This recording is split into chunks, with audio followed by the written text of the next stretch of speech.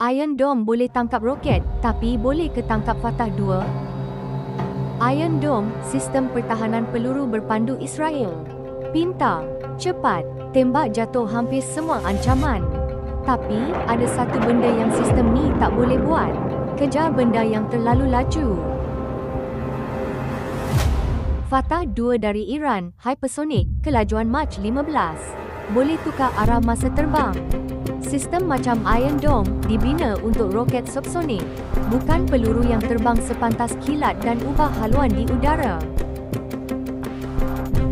Teknologi bertembung. Siapa menang, kelajuan atau kecerdasan? Kalau Fatah 2 dilancarkan, adakah Iron Dome mampu tindak balas? Atau dunia sedang saksikan lahirnya senjata yang tak boleh dipintas?